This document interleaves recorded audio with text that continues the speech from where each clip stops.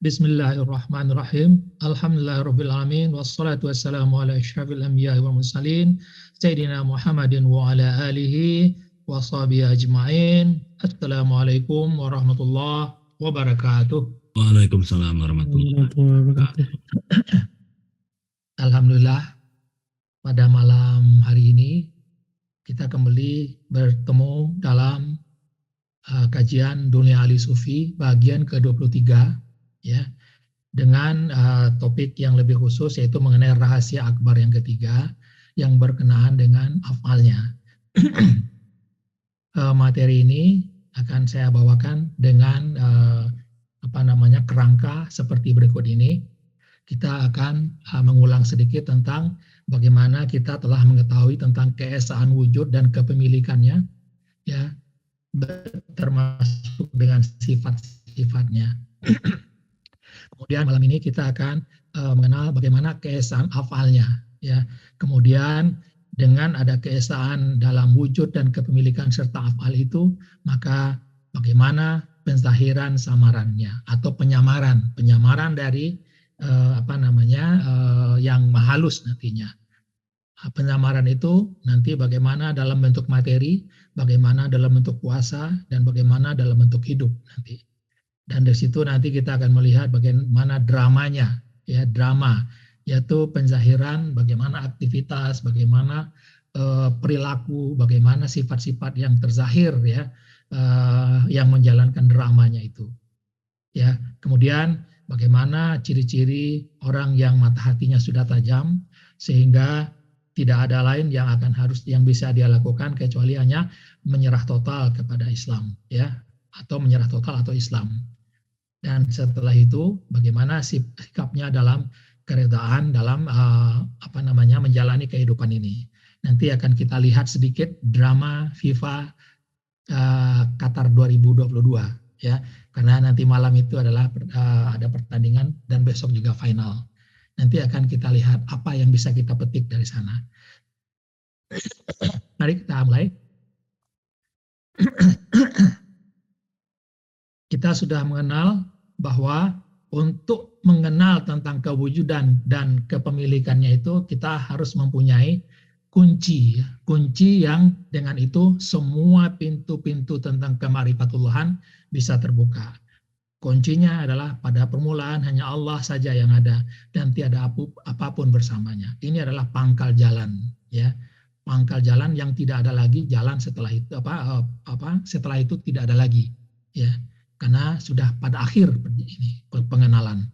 Kemudian kunci itu nanti kita masukkan kepada pintu yang disebut dengan pintu kun, ya. Kunci kita pasang, ya.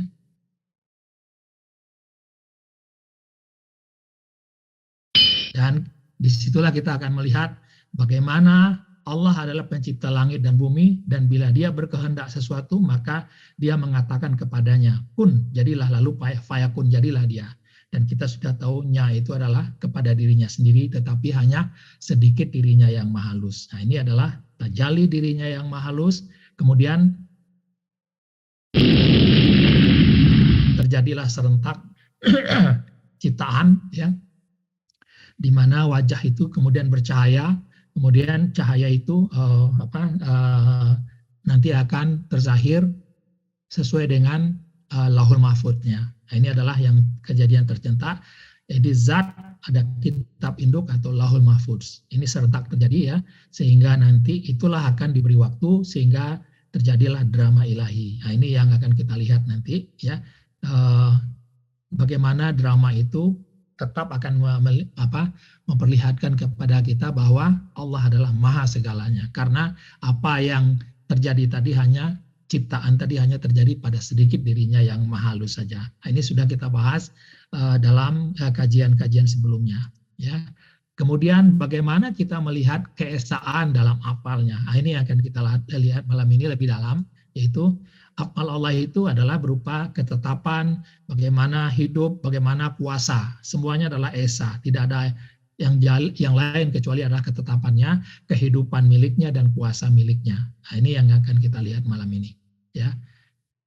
Kalau kita ibu-ibu, ya, melihat di dalam sebuah perayaan ya, perayaan hari raya atau apa, selalu atau tidak jarang keluarga-keluarga itu membuat kue yang kita sebut ya kembang goyang ya. Kembang goyang itu ya bentuknya seperti itu ya. Kenapa bentuknya seperti itu? Karena ada cetakannya. Ya, cetakannya ya walaupun nanti bermacam-macam, tetapi kembang goyang yang bisa digoreng terjadi itu adalah hanya sesuai dengan cetakannya. Dan cetakan itu berasal dari adonan kue, ya adonan kue. Jadi apapun nanti bentuknya bermacam-macam ini ya, dia berasal dari adonan kue yang satu saja, ya, dengan cetakannya masing-masing, ya. Kemudian yang berlaku adalah yang menjalankan itu adalah tangan chef saja, tidak perlu seluruh badannya yang beraktivitas untuk membuat kue ini, hanya tangannya saja yang digerak-gerakkan sesuai dengan kebutuhan saja. Nah ini ini adalah gambaran tentang bagaimana sebuah kue tercipta dari adonan kue. Nah ini kalau kita perumpamaan, kita pakai kepada apa? Yang halus, kemudian adonan kue itu adalah zat, sedangkan cetakannya ketetapan, dan kembang goyang itu adalah drama ilahi yang terjadi. Nah, inilah yang kita kenal dengan bagaimana kuasa bekerja ya untuk menghasilkan drama ilahi tadi. Ya, jadi ada kuasanya, ada ketetapannya. Ya, ini yang akan kita bahas hari ini, yang kita kenal juga dengan ilmu ma'rifatullah, hakikat, skrip, dan sifat. Nah, ini yang kita bahas malam ini adalah bagaimana ketetapannya, bagaimana penzahirannya, dan setelah yang seperti yang telah kita sebutkan dari awal tadi. Mari kita lihat, ada wajah, kita sudah tahu, maha halus saja. Di sana ada pikiran, di sana ada melihat, di sana ada pendengaran atau mendengar. Ya, pasti dia tahu semua. Kemudian ada ilmu, ada hidup, ada kuasa. Paling tidak yang perlu kita ketahui hanya ini saja yang paling tidak. Kemudian apa? Wajah itu menyamar. Ya, wajah itu menyamar menjadi zat. Ya, wajah menyamar menjadi zat. Tentu saja membawa yang tadi, membawa pikiran, melihat, mendengar, hidup, dan kuasa. Kemudian ilmu ini menyamar menjadi apa? Menjadi ketetapannya. Nah, ini adalah penzahiran dari wajah tadi, ya, dan dari afalnya tadi. Ya. Kemudian apa? Dari sana menyamarlah. Ada jasad, ada nyawa, ya, ada roh, ada hati. Di mana jasad itu adalah seperti penyamaran dirinya, nyawa adalah penyamaran hidupnya, roh adalah penyamaran kuasanya, sedangkan hati adalah penyamaran dari pikiran, penglihatan, dan pendengarannya.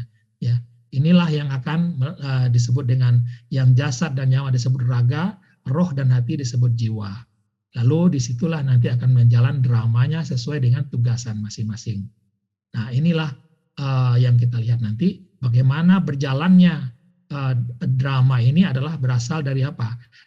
Dari ketetapan, dari ilmu, ya, dari afalnya nanti yang mendorong zat itu untuk menzahirkan drama sesuai dengan apa yang sudah dituliskan di dalam ketetapan itu. Nah, maka itulah yang kita sebut pergelaran pentas ilahi nanti, ya. Nah, ini pengarah, kalau kita ibaratkan seperti film atau sandiwara ataupun drama perwayangan, maka ini adalah pengarahnya, kemudian pemerannya adalah zat, skripnya adalah cerita malam yang akan ditayangkan atau drama yang akan dijadikan sebuah film pada suatu malam tertentu. Maka yang kita lihat adalah perwatakan yang terzahir ya dari pergerakan-pergerakan tadi. Maka yang batinnya kita sebut wajah, yang zahirnya disebut yang tadi, yang menjalankan peran tadi. Nah, ini sudah kita kita pahami ya. Kemudian yang akan kita paham lagi adalah bagaimana semua drama itu akan berjalan sesuai dengan afal dan ketetapannya. Ini akan berjalan sesuai dengan afal, dan itu hanya bisa kita lihat dengan acara pandangan ma'rifatullah, ya. Dengan ilmu yang yakin, maka kita bisa melihat dengan pandangan ma'rifatullah bahwa semuanya yang terjadi ya adalah karena adanya afal Allah yang bekerja terhadap zatnya, kemudian zatnya itu akan melalui ketetapannya, ya, dan menzahirkan nanti raga-raga atau jiwa-jiwa yang sesuai dengan ketetapan yang berlaku pada dirinya.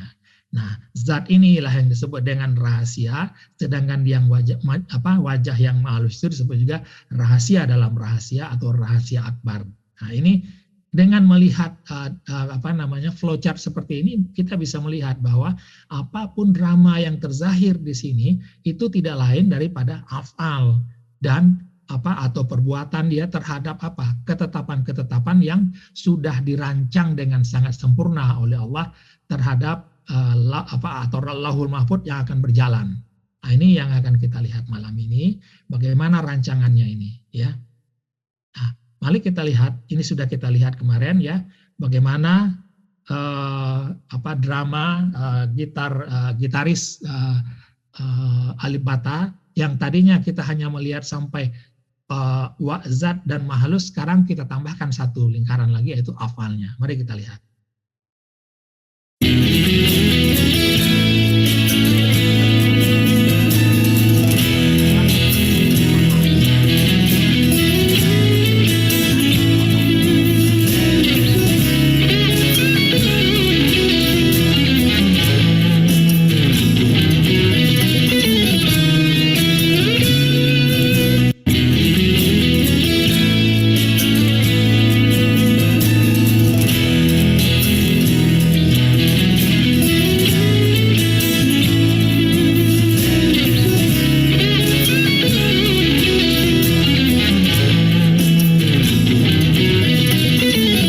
Sudah tahu bahwa siapapun dia, ada gitarisnya, drummersnya, atau pianis, gitar, ya, kemudian pianonya sendiri, string, drum, dan stick, headset, semuanya yang tadinya kita lihat itu adalah yang mahalus, sekarang kita lihat juga sebagai lakuannya sendiri. Nah, ini yang sudah kita pahami. Nanti akan kita lihat itu, ya. Tetapi bagi si buta, ya, ini sudah kita lihat, ya, yang tadinya kita sudah mengetahui bahwa semua itu adalah samaran dari yang mahalus, ya. Sekarang bagi orang buta, penyamaran itu tidak terlihat oleh dia. Dia melihat berbagai macam raga, berbagai macam makhluk, ya, yang di situ dia terpengaruh dengan keakuan dan miliknya. Aku dan milikku adalah lebih baik dari dirimu. Masing-masing ini akan berkata begitu. Si A berkata begitu, si B berkata begitu, iblis berkata begitu, ya, setan berkata begitu. Ya, aku lebih baik darimu. Nah, ini adalah bagi si buta. Tetapi bagi kita sudah tidak melihat lagi bahwa di sebalik sifat-sifat ini, tetapi yang kita lihat di sebaliknya. Di sebaliknya ada zat dan di sebaliknya adalah yang mahalus. Ini yang beda kita, orang yang sudah melihat dengan orang yang buta, ya. Maka Ustadz Hussein, guru kita, mengatakan bahwa orang yang kenal Allah hanya akan mengagung-agungkan Allah saja. Kemudian orang yang tidak kenal Allah, dia akan mengagung-agungkan nabi mereka. Dan ini kita lihat bagaimana saudara-saudara kita, ya, umat Kristiani begitu mengagung-agungkan Nabi Isa, ya, sehingga bukan lagi hampir, ya, sudah menganggap Nabi Isa sebagai Tuhan juga. Begitu juga orang yang tidak mengenal nabi-nabinya, maka orang itu akan mengagung-agungkan wali-wali dan guru-guru serta keramat-keramat yang ada di sekitar dia. Kemudian orang yang tidak pada kelompok 1, 2, dan 3 itu akan mengagungkan bijak pandai mereka. Nah, bijak pandai itulah nanti yang akan mereka agungkan. Ya, inilah yang akan menjadi dirinya, yang menjadi miliknya. Sehingga golongan yang satu, orang yang satu, kelompok yang satu mengatakan dia lebih baik dari kelompok yang lain. Nah, inilah yang terjadi, ya. Nah, mari kita lihat tentang bagaimana hidup dan kuasa yang esa. Kita lihat, ya, sebenarnya segala urusan itu adalah kepunyaan Allah. Dia yang hidup kekal lagi terus-menerus mengurus makhluknya. Setiap waktu dia berada dalam kesibukan. Nah, bagaimana ketetapannya yang esa? Nah, ini ketetapannya. Kita lihat sekarang yang ketetapannya. Ini akan kita bahas agak mendetail di sini. Ketetapannya, ya, itu dibuat dengan sangat bijaksana karena dia maha bijaksana. Nah, ini yang sudah kita ketahui ya, dalil-dalilnya ada semua ya. Dia rencana itu sudah sempurna. Sesungguhnya rencanaku amat teguh. Kamu sekali-kali tidak akan mendapat perubahan dalam sunnahku. Tidak ada seorang pun yang dapat merubahnya. Ya telah ditentukan untuknya. Bagian-bagian orang-orang sudah ditentukan di dalam kitab untuknya. Ya. Kalau orang yang keluar dengan kepercayaan bahwa musibah yang menimpa itu tidak akan hilang meskipun dia berusaha, ya kemudian kalau dia katakan itu bisa dia rubah, maka dia akan dikatakan di dalam hadis ini akan masuk neraka. Artinya tidak bisa dirubah, ya. Itu adalah yang sudah sempurna. Kemudian dia sudah ditulis, rencana itu sudah ditulis, ya. Suatu bencana apapun yang menimpa di bumi dan pada dirimu semuanya telah tertulis dalam kitab Lauhul Mahfuz sebelum kami menciptakannya. Ini sudah dikatakan seperti itu, ya. Kemudian bagaimana sudah diizinkan, ya, maka jangan sekali-kali kamu mengatakan terhadap sesuatu sungguhnya aku akan mengerjakan itu besok pagi, kecuali dengan menyebut insya Allah, dengan izin Allah, ya. Jadi semuanya sudah dengan izin Allah. Kemudian sudah diketahuinya, ya, sesungguhnya Allah Maha mengetahui segala sesuatu. Ini semua sudah bisa kita lihat, ya. Kemudian berlaku terus-menerus.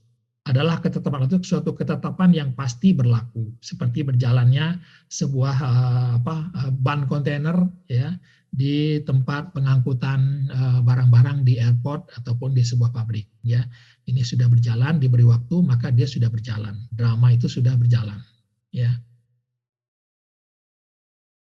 Kemudian segala yang berlaku dan terjadi adalah dengan kehendak Allah, dan dialah yang membuat dan merancang segala-galanya. Perintah Allah terus berlaku terus-menerus di antara langit dan bumi. Nah, ini yang kita ketahui, ya.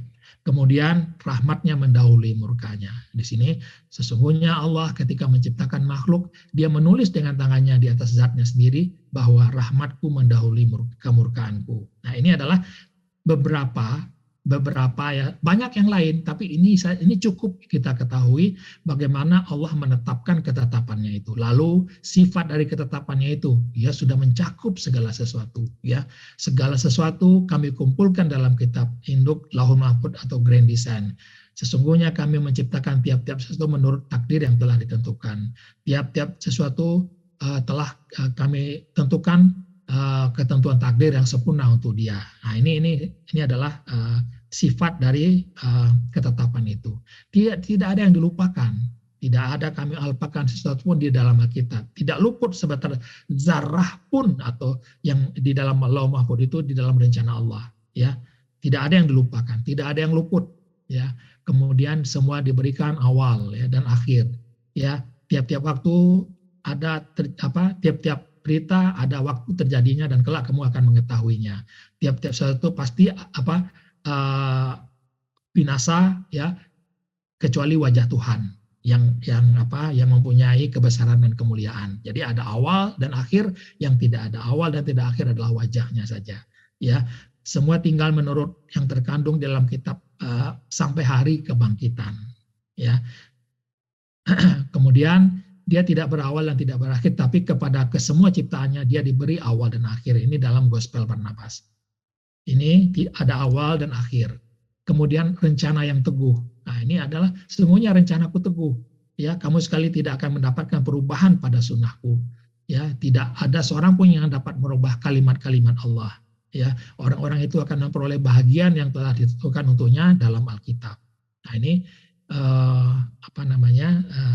yang sudah ditentukan, ya. Kemudian tidak ada perubahan. Nah, dalilnya sama dengan yang tadi, ya, karena rencananya teguh maka tidak akan ada perubahan dan dia sudah ditulis dan sudah sempurna. Kemudian setiap perubahan sudah tercakup di dalamnya, ya. Ini dalilnya sama, ya. Tidak berbeda, ya. Kemudian ada hikmah. Nah, ini yang penting kita ketahui juga bahwa apakah patut kamu menyangka bahwa kami hanya menciptakan kamu saja dengan tiada sebarang hikmah? Nah, ini adalah sebuah teguran yang keras dari Allah, bahwa Allah menciptakan itu bukan sembarang mencipta. Di dalamnya ada hikmah yang terkandung di dalamnya, ya. Jadi di dalam surat As-Sad juga begitu. Dan tiadalah kami menciptakan langit dan bumi serta segala yang ada di antara keduanya sebagai ciptaan yang tidak mengandungi hikmah dan keadilan. Jadi semuanya ada faedah dan guna yang sebenarnya, ya. Kemudian segala ada di antara kedua bumi, langit dan bumi itu ada guna yang sebenarnya, ya. Jadi boleh saja kamu membenci sesuatu padahal ia amat baik bagimu. Dan boleh jadi kamu menyukai sesuatu padahal ia amat buruk bagimu. Nah, ini adalah dalil-dalil bahwa ada hikmah di sebaliknya. Setiap rencana atau ketetapan yang dibuat oleh Allah. Kemudian tidak ada yang dizalimi. Dia tidak menganiaya seseorang walaupun sebesar zarrah.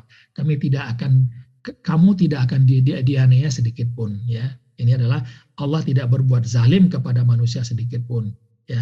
Ini adalah sesungguhnya Allah Maha Pengasih lagi penyayang kepada manusia.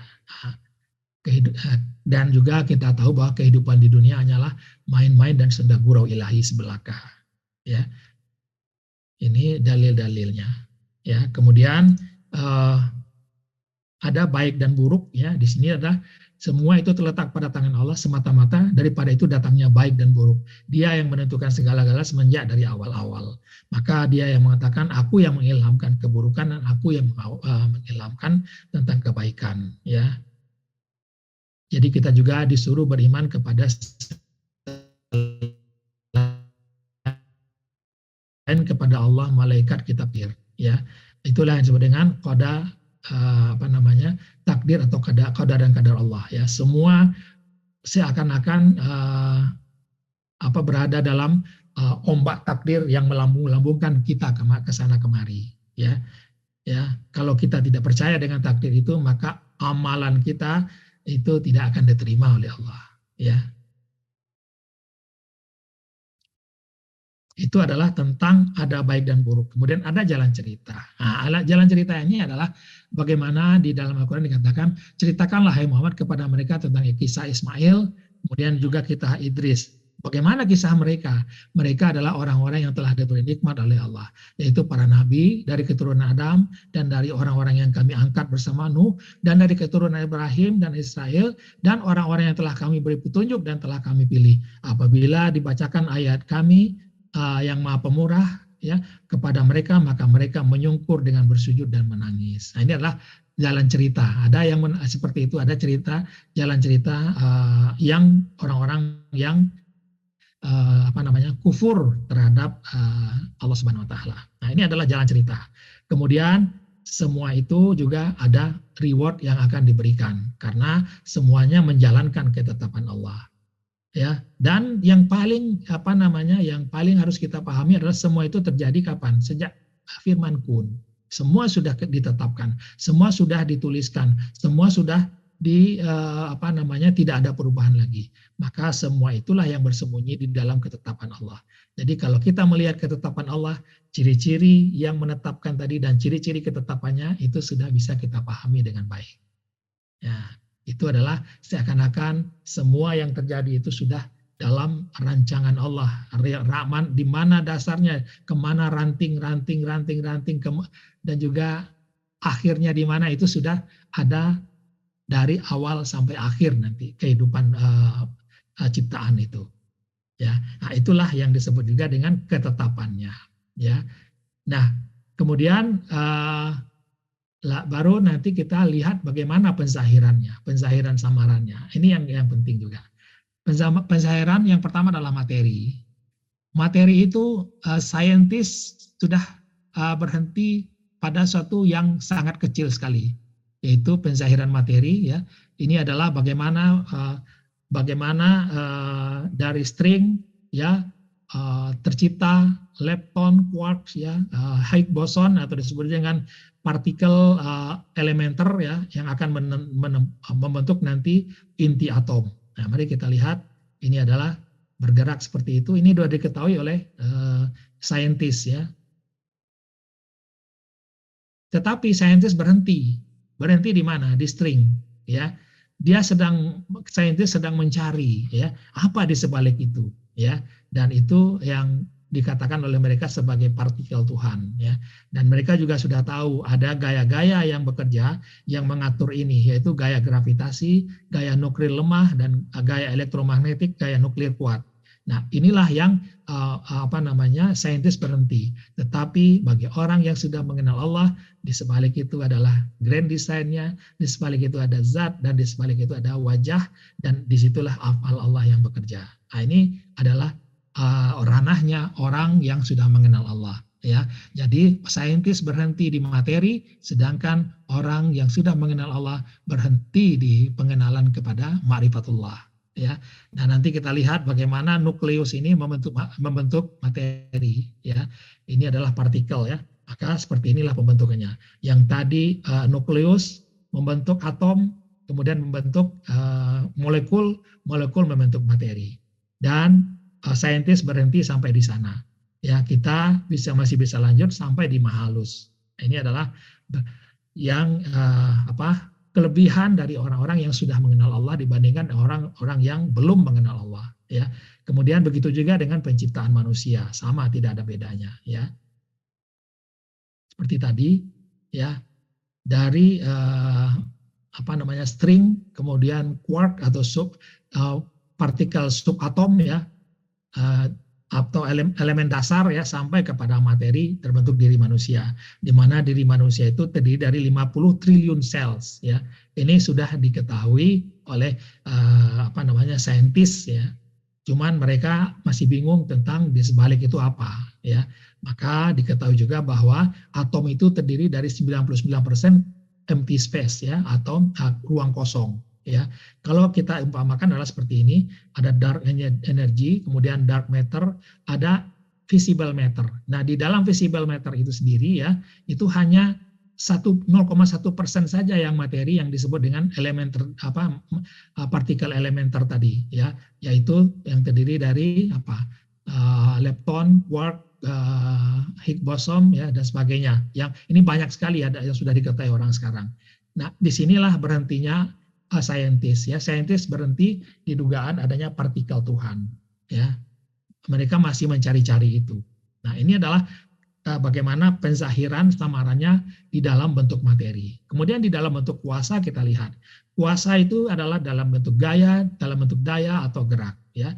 Maka inilah yang diketahui oleh ilmuwan atau saintis, yaitu gaya gravitasi, gaya nuklir, gaya elektromagnetik, dan gaya nuklir. Nah, ini adalah bagaimana yang mereka sebut, ya, gaya gravitasi adalah gaya tarik-menarik antar objek, gaya nuklir, ya, ada keterangannya, nanti bisa dilihat sendiri, ya, di Google, ya. Kemudian itulah yang terlihat oleh mereka, yaitu ada gaya-gaya yang bekerja di alam semesta ini, ya, gaya yang menggerakkan yang planet-planet, matahari, ya, bumi, dan planet-planet di sekitarnya, dan juga alam semesta, semua berjalan sesuai dengan garis edarnya, ya, yang tidak bisa dia rubah. Nah, garis edar itulah yang disebut dengan ketetapan dari planet itu sendiri, ya. Nah, ini adalah seperti itu adalah alam, ya. Ini adalah dalam bentuk inti atom, ya. Ada nukleus, ya, ada elektron yang bergerak. Ini yang kita lihat tadi, ada proton, neutron. Proton itu terdiri dari partikel elementer yang telah kita sebutkan tadi, ya. Nah, ini adalah pergerakan-pergerakan dari mereka semua, sehingga dia tidak bisa keluar dari pergerakan itu. Nah, ini adalah kuasa yang menggerakkan. Bagaimana dengan hidup? Hidup ini adalah yang berkembang dan tumbuh, ya. Inilah yang diperlihatkan oleh bagaimana kejadian alam semesta ini dengan Big Bang, ya. Kemudian alam itu berkembang, ya. Berkembang dari titik nol, ya, kemudian berkembang sampai kepada saat sekarang ini dan juga sampai yang akan datang. Ini alam semesta. Sedangkan diri manusia juga seperti itu, ya. Kita lihat dia berkembang dari kecil menjadi remaja, menjadi dewasa, menjadi tua. Ya, ini adalah perkembangan yang dihantar oleh hidup, ya, gerak hidup istilahnya. Ya, kemudian bagaimana di dalam tumbuh-tumbuhan juga bergerak dari biji-bijian, kemudian bisa menjadi bunga dan daun, ya. Nah, ini adalah yang menghantar adalah hidup, ya, kehidupan, unsur hidup, ya. Bagaimana terjadinya metamorfosis bagi kupu-kupu dan juga bagi binatang yang lain ya. Ini adalah yang menggerakkan atau kehidupan yang mengantarkannya itu ya. Nah, ini adalah bagaimana kita melihat semuanya berjalan sesuai dengan kehendak dari af'al Allah dan rencananya terhadap semua ciptaannya yang mempunyai unsur jasad, nyawa, roh, dan hati. Semuanya mempunyai ini, tetapi dengan kadar yang berbeda-beda antara manusia, universe, dan juga yang lain-lain. Ini adalah universe atau alam semesta. Ini adalah pada ciptaan ya, watak-watak utama yang menjalankan peran, yaitu ada setan, ada manusia, ada tumbuhan, malaikat, gunung-gunung, dan hewan-hewan. Semuanya mempunyai unsur jasad, nyawa, roh, dan hati ini. Tetapi tentu saja disesuaikan dengan fungsinya masing-masing. Ya, begitu juga manusia. Manusia juga mempunyai hal seperti itu, ya. Dan kalau kita lihat perkembangannya adalah seperti ini. Ini adalah jiwa, ya, jiwa. Kemudian nanti akan masuk ke dalam jasad, menjalankan perannya sampai akhir nanti. Kemudian jiwa akan berakhir di alam barzah dan kemudian nanti semua akan berkumpul kembali di alam kampung akhirat. Nah, ini sesuai dengan takdirnya masing-masing. Ya, mari kita lihat jiwa akan berjalan mengantarkan semua. Remaja, kemudian dewasa, diantarkan sampai menjadi tua, kemudian dia mati kembali atau jasadnya ditanam ke tanah, sedangkan jiwa masuk ke alam barzah untuk nanti duduk kembali di alam akhirat dengan raga yang baru. Ini adalah manusia. Maka dikatakan tiap-tiap manusia itu telah kami tetapkan amal perbuatannya sebagai tetapnya kalung pada lehernya. Jadi semua manusia yang kita lihat ini semuanya sudah membawa takdirnya masing-masing. Ya, jalan takdirnya seperti takdir yang dijalankan oleh bintang-bintang dengan manzilah-manzilahnya sendiri ya.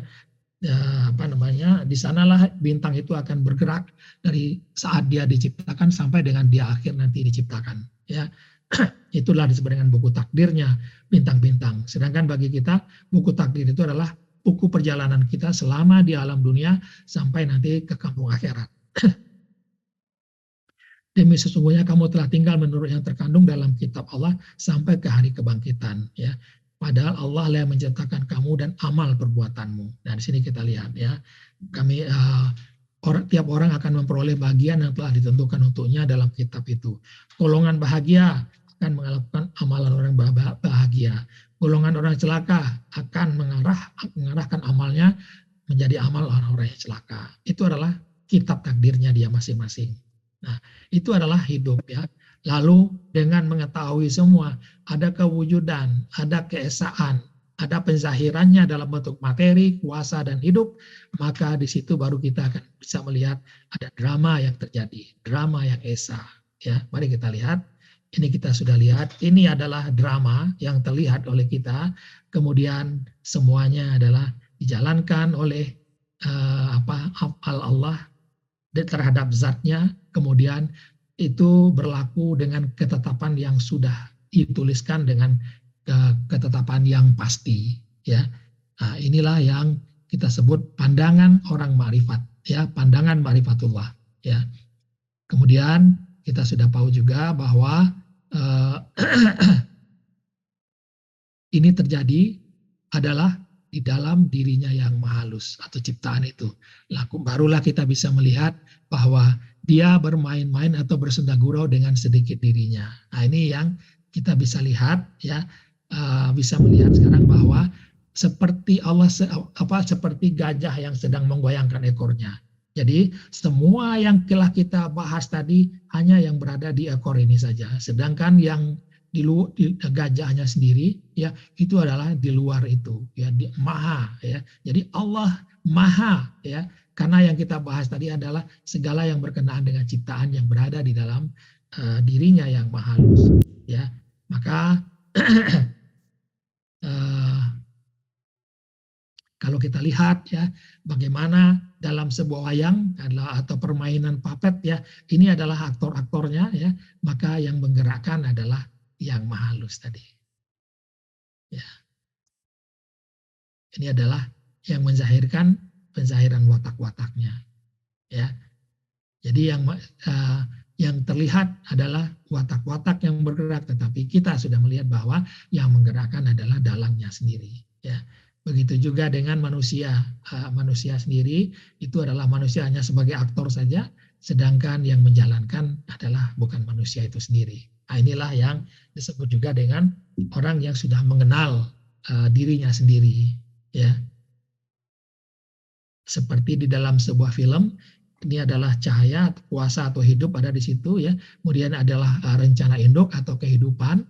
Ini adalah LM, ya. Maka yang terlihat adalah sifat-sifat yang di dalam layar, ya. Maka terbentanglah layar ini semua kejadian yang sedang dijalankan di dalam sebuah peran atau drama. Tetapi bagi kita sudah melihat bahwa di sebalik ini ada dalang yang sedang menjalankan perannya dia. Ya, kita sudah tahu melihat di situ.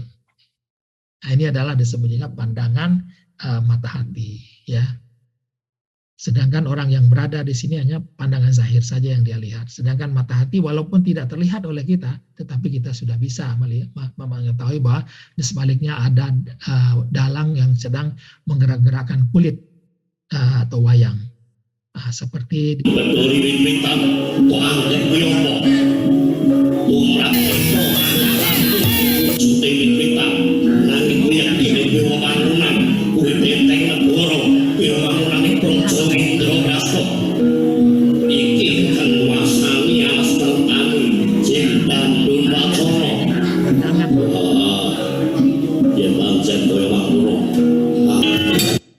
itu adalah dramanya. Nah, kemudian kalau kita lihat kembali bagaimana mata yang sudah menjadi tajam. Nah, mata hati yang sudah menjadi tajam adalah orang yang sudah melihat apa? Pertama, bahwa dia tidak wujud. Bahwa orang yang mengenal dirinya dan mengenal Tuhannya, niscaya sudah pastilah yang mengenal bahwa ia tidak mempunyai kewujudan bagi dirinya. Nah, ini adalah orang yang sudah si celik namanya. Ya, kemudian kita sudah melihat bahwa semua bergantung kepadanya. Jadi semua apapun yang ada di dalam permainan perwatakan ini semua bergantung kepadanya, yaitu terhadap afalnya dan juga terhadap perencanaannya dan juga terhadap zatnya sendiri. Ya, ini adalah Allah adalah Tuhan yang bergantung kepadanya segala sesuatu. Sesungguhnya urusan itu seluruhnya di tangan Tuhan. Katakanlah semua dari Allah. Mengapa orang-orang itu hampir tidak memahami pembicaraan sedikit pun? Nah, tanpa kita melihat dengan pandangan ma'rifatullah tadi, maka kita tidak akan bisa melihat itu, ya. Maka semua itu terletak pada tangan Allah semata-mata. Daripadanya itu datang buat baik dan buruk. Dia yang menentukan segala-galanya semenjak dari awal-awal. Jadi kita bisa melihat sekarang, ya, semua bergantung kepadanya. Karena kenapa? Ini tidak wujud, ya. Kamu tidak ada campur tangan sedikit pun di situ. Nah, ini katakan bahwa seluruhnya bergantung di tangan Tuhanmu, ya. Ya. Di tangan Allah lah puncak pergerakan mereka dengan izinnya, ya. Itu adalah kemudian kamu tidak ada pilihan, ya. Jadi yang ada di sini tidak ada pilihan sedikit pun, ya. Bahwa kamu tidak ada pilihan sendiri dalam perkara ini. Nanti akan kita lihat, ya, setelah perkakas Allah ini ada suatu hal yang menarik nanti. Kemudian di sini dikatakan oleh Syekh Abdul Qadir Jailani bahwa diri kamu atau orang lain adalah semata-mata alat perkakas Tuhan juga. Pada hakikatnya yang memberi, yang menggerakkan, yang menciptakan, pelaku dan sumbernya adalah Allah semata-mata. Pemberi, pencipta, dan pelaku adalah Allah juga, ya. Dalam hal ini kita sudah tahu bahwa Allah bercerita tentang dirinya yang maha halus, ya. Pada hakikatnya tidak ada pelaku dan penggerak atau yang mendiamkan kecuali Allah. Tidak ada baik dan tidak ada jahat, tidak ada rugi dan tidak ada untung, dan tidak ada faedah dan tidak ada anugerah, dan tidak ada sekatan, tidak ada terbuka dan tidak ada tertutup, mati, hidup, mulia, hina, kaya, apa, bahkan segalanya dalam tangan Allah. Nanti barulah kita paham itu kalau dalam pandangan ma'rifat, ya. Kenapa? Bahwa di sini bagi Allah tidak ada masalah apa-apa, ya, tidak ada urusan dengan itu, ya. Nah, ini yang paling yang paling menarik, diubahkan keadaan. Nah, ini bahwa Allah tidak merubah keadaan suatu kaum sehingga mereka merubah keadaan yang ada pada diri mereka sendiri. Nah, kalau dengan pandangan ma'rifat, ya, kita sudah tahu bahwa maksud ayat ini sebenarnya adalah bahwa Allah tidak merubah keadaan sesuatu kaum sehingga mereka terlihat berusaha dan berikhtiar. Artinya apa? Artinya apa? Artinya kalau belum terlihat mereka berusaha dan berikhtiar, maka artinya Allah belum menetapkan kaum itu untuk berubah. Jadi maksudnya mudah sekali kita pahami gitu. Karena kewujudan hanya satu. Kalau selama ini orang dengan melihat ada dua kewujudan, maka lahirlah apa? Jabariyah, ya ada Qadariyah, ya kemudian ada Asy'ariyah, ada Mu'tazilah dan sebagainya. Tetapi dengan adanya pandangan Ma'rifatullah tadi, barulah kita paham bahwa Allah tidak akan merubah nasib artinya Allah tidak merubah nasib suatu kaum sampai terlihat kaum itu merubah nasibnya sendiri. Kalau sudah terlihat, maka di situ kelihatan bahwa Allah sudah merubahnya. Nah, ini maksud ayat itu sangat mudah sekali kita pahami, ya. Maka artinya apa? Kalau tidak berubah, artinya di Lauhul Mahfuz tidak tertulis kaum itu diberi ide, diberi pemikiran, diberi ilham, diberi keinginan, difasilitasi bantuan, diberi kekuatan dan daya dan sebagainya. Ini tidak ada di Lauhul Mahfuz karena Allah tidak menghendaki. Maka tentu saja di dalam kaum itu tidak akan terjadi perubahan. Jadi kita dengan mudah memahami ayat ini, ya, tidak ada lagi keraguan kita bahwa benar Allah tidak akan merubah nasib suatu kaum sampai terlihat kaum itu merubah nasibnya sendiri, ya, terlihat dia merubah. Bagi orang yang buta yang akan melihat bahwa orang itulah yang merubah nasibnya, tapi orang yang ma'rifatullah melihat bahwa Allah telah mulai merubah nasib orang tersebut. Nah, ini adalah suatu pandangan yang sangat menggembirakan kalau bagi saya gitu ya. Kita tidak lagi ragu dengan ayat itu. Yang banyak dipertentangkan orang yang telah melahirkan berbagai paham, ya. Nah, ini adalah bahkan dia mengatakan dia yang melemparkan apa? Bukan kamu yang membunuh saat kamu membunuh, tapi aku yang membunuh. Bukan engkau yang melempar ketika kamu melempar, tapi aku yang melempar. Nah, begitu kata Allah. Maksudnya adalah yang melempar itu adalah yang Maha Lu sendiri. Ya, jadi nggak usah khawatir kata Allah gitu kan. Nah, kemudian bagaimana ayat ini bahwa kalau Allah sudah mencintai maka aku menjadi pendengarannya yang dia mendengar dengannya. Aku menjadi penglihatannya yang dia melihat dengannya. Aku menjadi tangannya yang dia memukul dengannya. Menjadi kaki yang dia berjalan dengannya. Jadi kelihatan di sekarang bahwa bagaimana Allah mengatakan kita berjalan dengan kakinya. Kita melihat dengan penglihatannya. Itu gampang kita melihat sekarang, ya. Kenapa? Semuanya adalah adanya af'al Allah tadi yang bekerja. Ya. Kemudian dia tidak ditanya tentang apa yang diperbuatnya dan mereka yang akan ditanya, ya. Manusia dan makhluk itulah yang tertakluk kepada Allah dan Allah tidak tertakluk kepada mereka. Sesungguhnya dia telah memikirkan dan menetapkan, maka celakalah dia bagaimana dia menetapkan, kemudian celakalah dia bagaimana dia menetapkan, ya. Seandainya, ya, itu adalah membuka jalan bagi syaitan untuk menggoda. Aduh, seandainya takdir saya begini, bagaimana? Seandainya lebih baik lagi, tidak begini. Maka seandainya itu membuka jalan bagi syaitan untuk menggoda. Ya, begitu juga dengan kenapa seharusnya, andaikan, ya. Ini tidak lagi dilakukan oleh orang-orang yang sudah mengenal ma'rifatullah. Kenapa? Kenapa itu adalah pintu ke neraka sendiri. Nah, ini adalah sikap yang sudah dilihat orang yang tidak buta lagi. Maka secelik itu atau sudah terangkat tutup yang menutupi kebenaran itu, maka semuanya akan jelas terlihat akan kebenaran Allah itu, laksana memandang yang tidak bisa diragukan lagi. Sungguh kamu dahulunya lalai tentang ini, maka kami singkapkan tutup yang menutupi matamu sehingga penglihatanmu pada hari sangat tajam. Mereka buta yang selain kecuali Allah. Mereka tahu Allah saja. Engkau melihat mata mereka mencucurkan air mata disebabkan kebenaran yang telah mereka ketahui, sambil berkata bahwa wahai Tuhan kami beriman. Oleh sebab itu tetaplah kami bersama orang-orang yang menjadi saksi. Ya, begitu juga dengan Nabi Muhammad juga seperti itu, ya.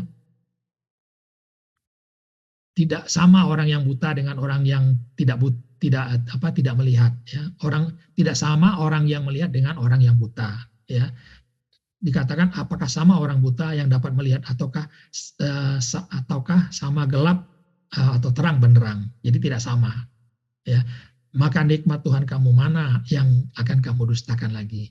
Maka terhadap nikmat Tuhan kamu yang mana yang kamu ragukan lagi? Jadi itulah ciri-ciri orang yang sudah celik, ya, sudah melihat dia tidak wujud, ya. Kemudian semua tergantung kepadanya. Kamu tidak ada campur tangan, tidak ada pilihan, kamu hanya perkakas Allah, kamu hanya diubahkan keadaan, kamu hanya dilemparkan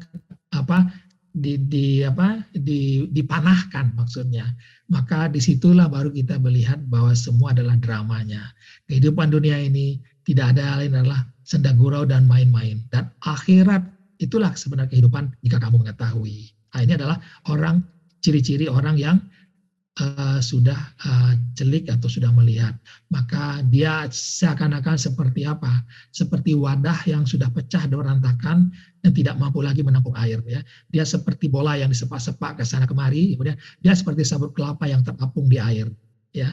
Dia seperti mayat yang dimandikan, ya, oleh orang lain. Nah, ini adalah ciri-ciri orang yang sudah tidak buta lagi.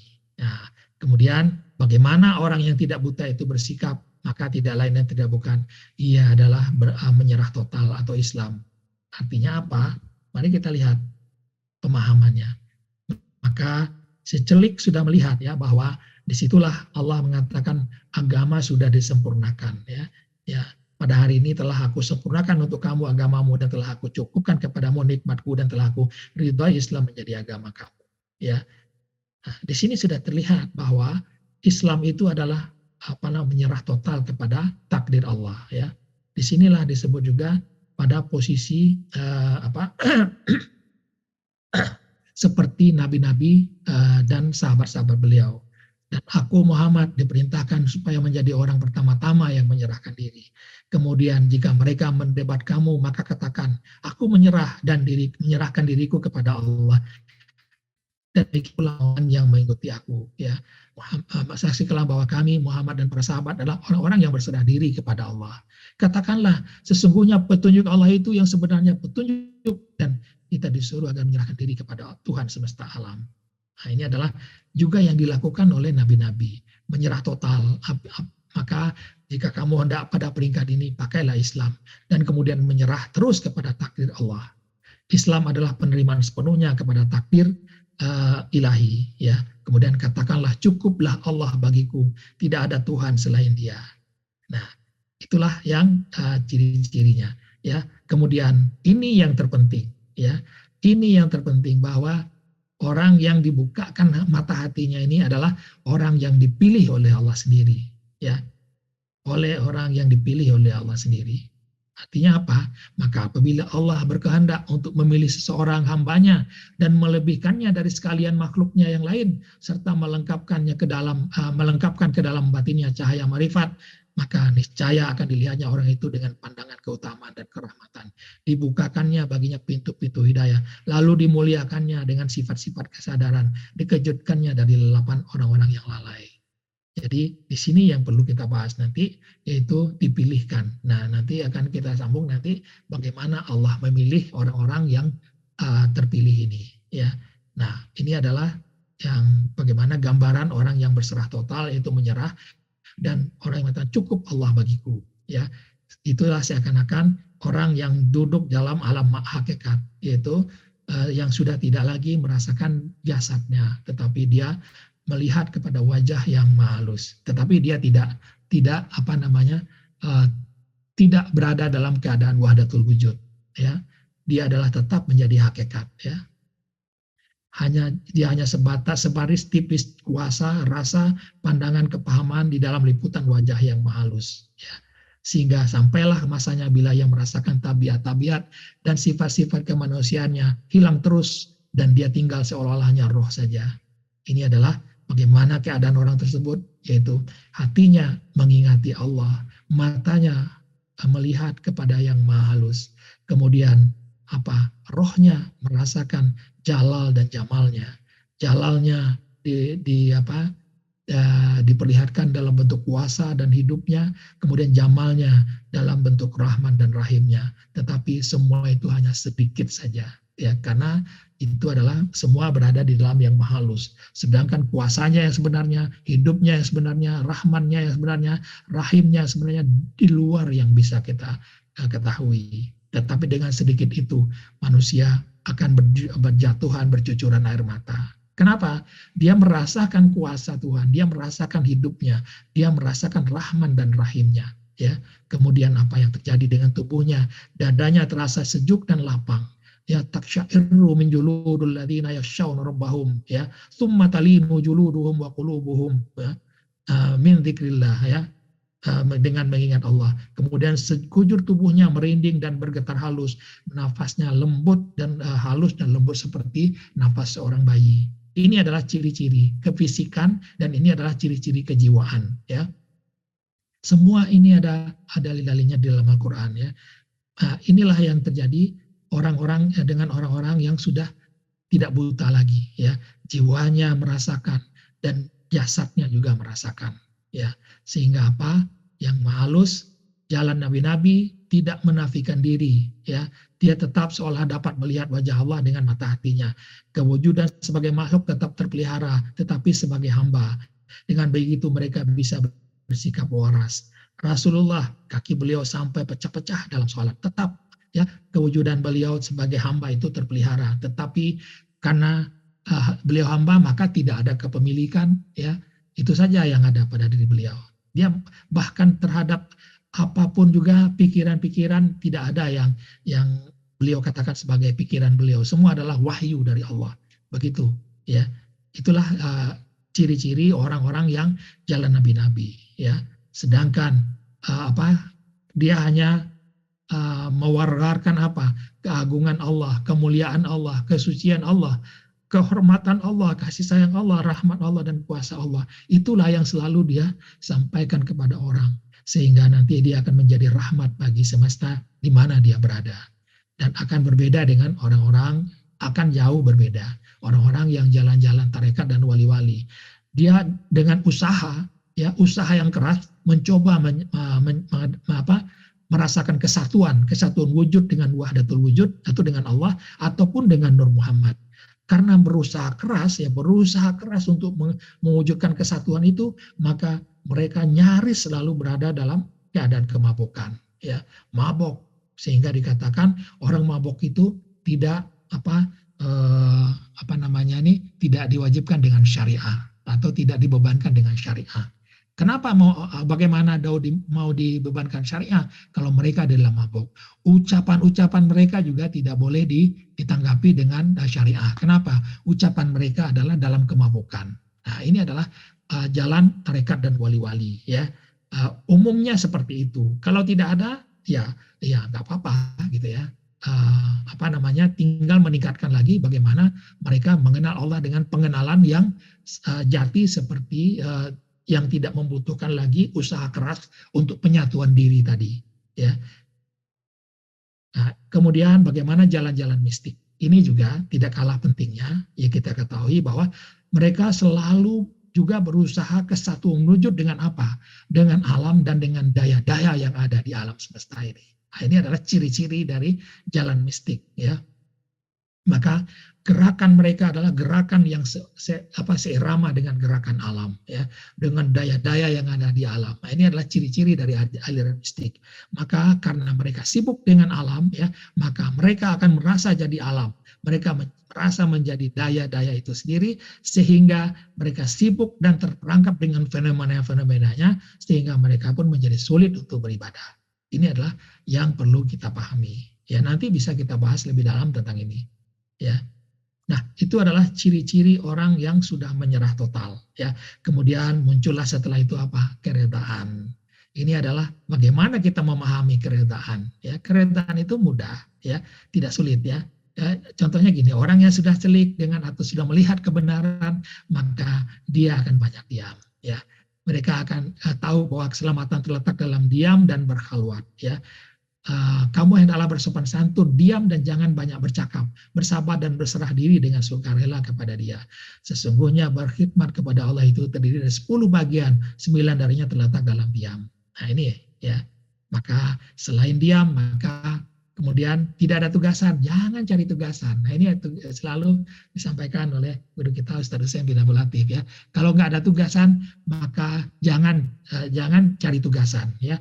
Kalau tugasan ada juga seakan-akan juga kita tidak berhenti dari tugasan itu. Apa yang kita lakukan kalau tidak ada tugasan? Hiduplah macam biasa ya, hidup macam biasa. Kalau walaupun kita sudah tahu ya tentang takdir ya, Rasul ditanya, jika sudah ditentukan semuanya, ya tidakkah lebih baik kami pasrah saja ya Rasulullah? Rasulullah menjawab, beramallah, jangan berpasrah total, jangan berpasrah, hidup normal saja, hidup normal, ya. Nah, nanti akan kita lihat ya seperti apa hidup normal itu, ya. Kemudian apa? Bina ibadah. Sesungguhnya sembahyangku, ibadahku, hidupku dan matiku hanyalah untuk Allah Tuhan semesta alam, tiada sekutu baginya. Nah, ini adalah bina ibadah. Kemudian relax one corner, bina kerohanian. Ya, ini yang perlu kita lakukan. Kemudian apa? Tenang, tenanglah. Jangan merungut, jangan bersusah hati. Ya, tentang apa yang ditimpakan Allah kepadamu. Sama baik, apakah itu baik dan buruk. Hendaklah reda dengan senang hati terhadap apa yang dilakukan Allah. Ya, kemudian kamu hendaklah reda dan dengan qadar dan kadar Allah, dan akhirnya tenggelam dalam qadar dan kadar Allah itu, dan sesuai dengan, dan ini adalah sesuai bagi abdal atau orang yang menyerahkan diri sepenuhnya kepada Allah atau kepada hukum-hukum Allah, dan orang-orang yang mempunyai ilmu kebatinan dan orang-orang yang mengetahui Allah Subhanahu wa taala. Dengan lain perkataan, kamu adalah di dalam takdir dan kadar Allah semata-mata. Kamu dalam lautan takdir Allah, dan ombak takdir itu melambung-lambungkan kamu ke sana kemari. Ya, tidak ada seorang kan masuk ke surga dengan amalannya, tetapi dengan keredaannya. Begitu juga dengan Rasulullah sendiri. Ya, kemudian disitulah ada muncul jiwa yang tenang, ya, jiwa yang berpuas hati, ya, jiwa yang selalu kembali, ya, rujuk, ya, selalu rujuk dan kembali kepada Allah. Kemudian jiwa yang akan dimasukkan oleh Allah ke dalam golongan hamba-hambanya dan masuk ke dalam surga Allah. Allah ridha terhadap mereka dan mereka puas terhadapnya, dan mereka itulah golongan Allah. Ketahuilah, golongan Allah itulah golongan yang beruntung. Ya, mereka mendapat balasan surga ada di sisi Allah yang mengalir di bawahnya sungai-sungai. Mereka kekal di dalamnya selama-lamanya. Allah selama-lamanya, selama masih ada langit dan bumi surga tersebut. Allah ridho terhadap mereka dan mereka pun ridho kepadanya. Ya, ini yang tadi yang sudah saya sebutkan tadi ya. Kehidupan dunia hanyalah senda gurau dan main-main belaka. Kampung akhirat adalah kehidupan yang sebenarnya. Kesentosaan dan kebahagiaan itu terletak dalam perhubungan langsung dengan Allah yang pengasih dan penyayang. Tawakal bulat kepadanya dan senantiasa ridho. Ya. Nah, ini apa? Apakah orang yang mengikuti keridhaan Allah itu sama dengan orang yang kembali membawa kemurkaan dari Allah dan tempatnya adalah jahanam? Tentu saja tidak sama. Mereka kembali dengan nikmat dan karunia yang besar dari Allah. Mereka tidak mendapat bencana apa-apa. Mereka mengikuti keridhaan Allah dan Allah mempunyai karunia yang besar. Ya, nah itu adalah bagaimana kita bersikap tenang di situ. Ya, apa yang dilakukan? Ya, binalah kerohanian. Mulut dijahit, ya tutup seperti si luncai dengan labu-labunya. Ya, biarkan nyanyiannya ketika dia mau dibunuh oleh pengawal kerajaan di tengah laut, ya. Kemudian bagaimana Pak Pandir ya melihat segala sesuatu, ada mata pandang, ada telinga dengar, ada mulut diam. Buatlah tak tahu, tepuklah tanganmu. Ya, ini adalah kemudian yang kita lakukan adalah zikrullah tadi, ya, membina zikrullah, senyap, diam, ya, bukan tidur. Kemudian berjalan, walaupun duduk, berbaring, semuanya ingat kita dengan Allah. Kemudian bina kerohanian yang seperti ini yang sudah kita terangkan di dalam bagian terdahulu, ya. Kemudian sholat atau ibadah kita juga sudah terpola dengan sangat baik, yaitu sholat tahajud, puasa sunnah, ya, baca Al-Quran, sedekah, hidup zuhud, hati penuh dengan kasih sayang, berpegang pada syariat Islam, sebenarnya takut kepada Allah. Jika ada masalah, NST, doa. Kalau nggak ada masalah, ROC, relax, one corner saja sudah. Ya, inilah ibadah-ibadah ahli sufi, ya. Ya, dia menjadi orang yang berbeda dengan yang lain. Ya, relax, one corner. Kemudian base camp atau ROC, kalau dia dalam berjalan, dalam bekerja, dalam beraktivitas, dia selalu melihat ke pintu depan, tetapi ingatannya tetap kepada Allah. ya. Kemudian dia hidup normal biasa saja, ya, sebagai pengacara, ada sebagai karyawan, ada sebagai macam-macam pekerjaannya. Dia hidup sebagai normal saja. Tetapi bedanya adalah orang yang seperti ini, bedanya ingat kepada Allah, mata hatinya melihat kepada yang maha halus, ya. Itu saja bedanya, ya. Kemudian kalau kita lihat sedikit tentang drama World Cup ini, ya, ada orang yang bertanya kemarin kepada saya bahwa apakah Tuhan sudah tahu siapa tim pemenang Piala Dunia 2022, ini bukan 2002 ya. Apakah pemenangnya itu sudah ditetapkan ya? Kan gitu. Ditanya oleh mereka seperti itu. Ya, maka saya jawab, orang yang melihat itu ada dua, yaitu jawaban orang yang buta. Maka orang yang buta dia akan melihat semua adalah kemungkinan, ya. Untuk sampai ke ujung sini semuanya ada kemungkinan, semuanya kemungkinan untuk juara. Betul. Itu kalau dilihat dari pandangan sifat. Kemungkinan itu probability-nya adalah ada yang besar, ada yang kecil, tergantung dari berbagai variabel yang mempengaruhi kemungkinan itu. Kemudian ada prediksi-prediksi yang dilakukan orang. Kemudian syarat-syarat kriterianya untuk menjadi juara ini disebutkan, syaratnya ada, kriterianya ada. Kalau terpenuhi, kalau ada tim yang memenuhi syarat kriterianya ini, maka tim itu ada kemungkinan juara. Ya, maka juga tergantung kepada apa? Ikhtiar, ya, ikhtiar, ya. Kenapa? Tuhan itu netral, itu kata mereka. Tuhan itu netral, ya. Mau menang mau siapapun dia tidak peduli, gitu ya. Ya, ini pandangan yang ada bagi si buta, ya. Tetapi bagi pandangan Marifatullah, semua sudah ada kepastian, semua sudah ditetapkan, semua tunggu waktu penzahirannya saja. Nah, ini adalah perbedaan orang yang buta dengan orang yang melihat. Seperti kalau kita lihat, ini adalah kondisi pada 20 November 2022, ada 32 negara ya yang berebut untuk masuk ke 16 besar, ya. Semuanya semuanya orang melihat ini kemungkinan, tetapi bagi Allah sudah rencanakan semua. Penzahirannya, maka penzahirannya adalah ini. Pada tanggal 2 Desember ada 16 negara yang menjadi pemenangnya, ya. Ini adalah sudah ditetapkan sebenarnya. Tinggal apa penzahirannya saja. 2 Desember semua sudah terzahir. Tapi orang yang buta, maka melihat ini adalah kehebatan Belanda, ini kehebatan Argentina, ini kehebatan Inggris, ya, kehebatan pemain ini. Yang dia lihat adalah pemainnya yang hebat, pelatihnya yang hebat, ya, semua. Tetapi orang Marifatullah melihat semua sudah direncanakan. Oh, ini adalah penzahiran. Betapa hebatnya rencana Allah itu, ya. Untuk menang ini, maka ada bintang-bintang yang dijadikan lebih dari yang lain, ya. Inilah kehebatan Allah. Kita melihat kehebatan Allah, kehebatan rencana Allah. Kemudian pada tanggal 7 Desember, maka terzahirlah ada 8 negara yang memperebutkan semifinal nantinya. Ya, ada 8, yaitu Belanda, Argentina, ya. Kemudian ya, pada saatnya pada tanggal 11 Desember terjadilah 4 negara yang memperebutkan tiket ke final, ya.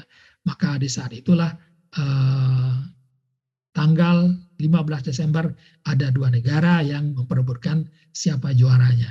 Nah, ini ada semua sudah penzahiran saja. Bagi Allah ini sebuah sudah diatur dengan aturan yang sangat canggih dan sempurna. Dia lengkapi dengan bagaimana syarat-syarat dan dan kriterianya. Semua dipenuhi, maka semuanya ini sudah ditetapkan sejak kun. Ya, kemudian bagaimana tanggal 18 Desember ini sudah diketahui, tapi kita tidak bisa mengetahuinya. Kenapa? Semua dalam rencana dia. Ya, kalau kita buka ini, ya mungkin saja sudah ada di situ, tapi kita nggak mau membuka di situ, ya. Nah, inilah gambaran bagaimana rencana Allah itu sempurna di dalam Pesta World Cup di Qatar 2022.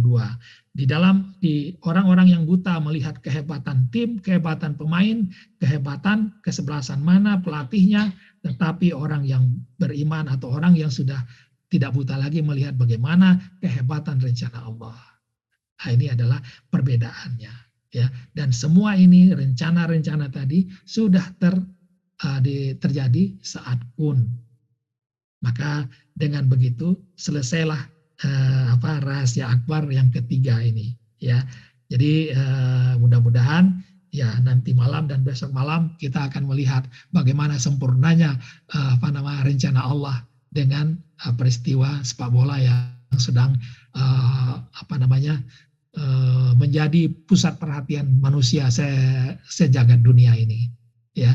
Nanti kita lihat bagaimana rencana Allah, baiknya rencana Allah, bagusnya rencana Allah, bagaimana pergulatan bintang-bintang sepak bola di dalam tim kalau finalnya nanti bagaimana Argentina, bagaimana Prancis timnya. Wah, disitulah kita melihat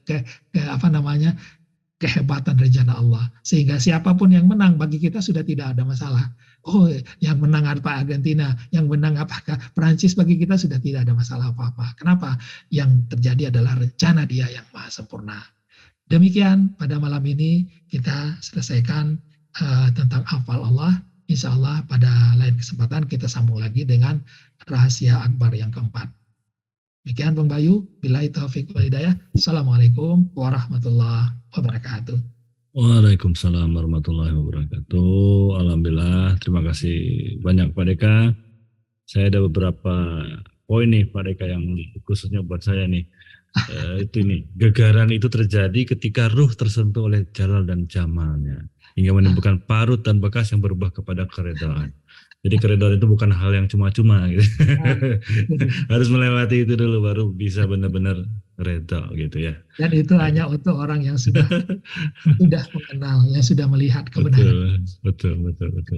Baik, terima kasih sekali Pak Deka.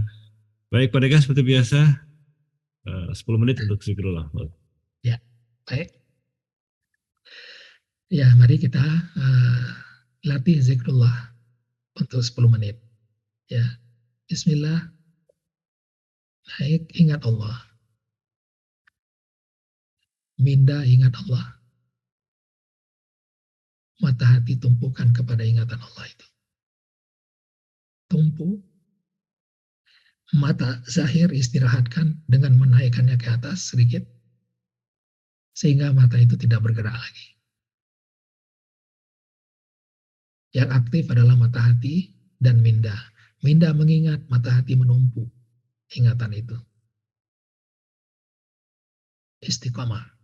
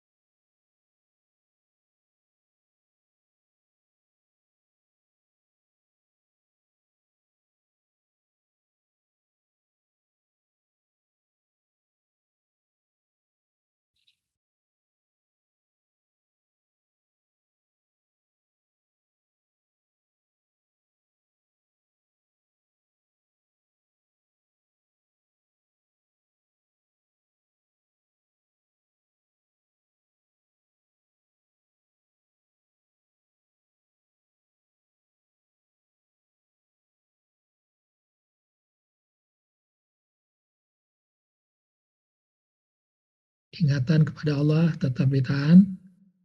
Mata hati turunkan, tengok ke depan. Tengok ke depan. Rupakan ruangan di mana kita berada. Kita berada di dalam ruangan itu. Nafikan ruangannya. Di sebalik ruangan zat. Nafikan zat. Di sebalik zat ada yang maha halus. Mata hati memandang kepada yang maha halus. Hati ingat kepada Allah. Duduk dalam keadaan itu.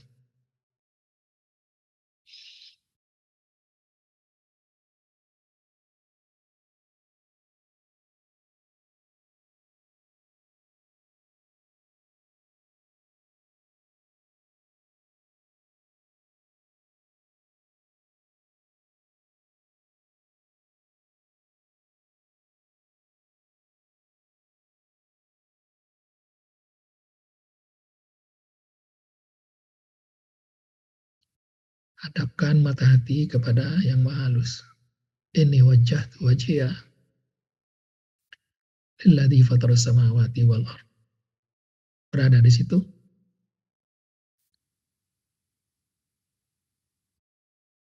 ingatan kepada Allah.